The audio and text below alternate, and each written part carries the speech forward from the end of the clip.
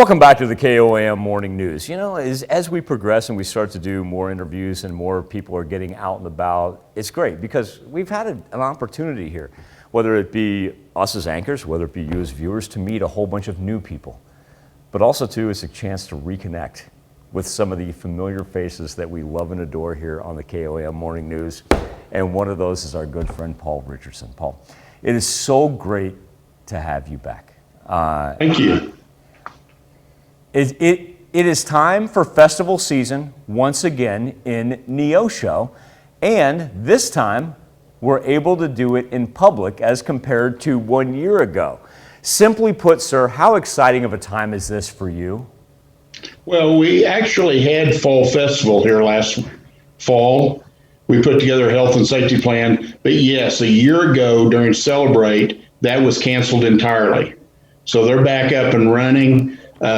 As an organizer, we're happy to be able to help them out with it and look forward to being. And we're starting with a brand new festival this year because in the years past, the last time I was involved with this was when we were still doing the air shows. Right. And we're not doing air shows anymore.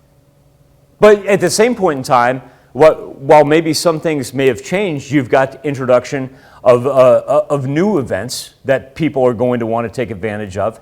And also, too, like you said, hey, in the fall, there weren't a whole lot of people that were comfortable maybe getting out and about. I expect that you're thinking about a great crowd turnout. And what are you telling them that they can take advantage of when it comes to the festival?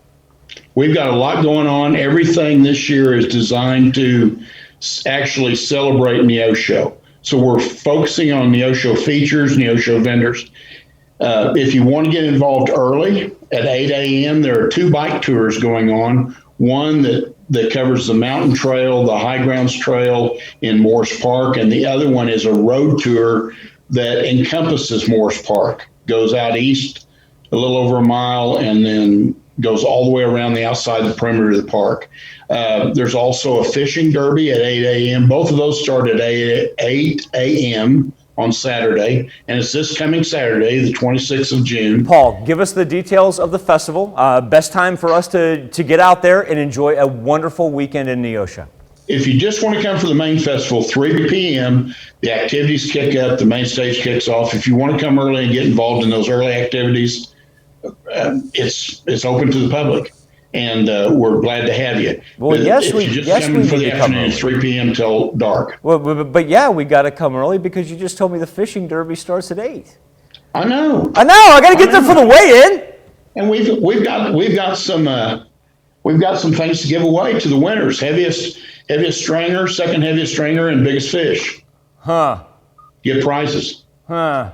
All right. Gift cards. I was going to go buying fishing poles, but buying a fishing pole for somebody is like picking out a wife for them. I couldn't do that. So I just got them gift cards. They can go buy what they want. No, I'm just going to jump on the back of Paul's bike, and he's just going to take me out all the different honey holes. That's not going to happen. We'll scoop him out. But anyway, fireworks at the end of the day. Yes, as you said, yeah. Fireworks display at the end of the day. If you show up early, stay for the entire day. If you want to come in the afternoon and the evening, make sure you stick around for the fireworks. Paul, I want to thank you so much for joining us. I know it's going to be great because anything that you put on, and it's great to have you back on the show, my man. Thank you, Michael. All right, Paul Richardson. We'll be back with more KOAM Morning News right after this.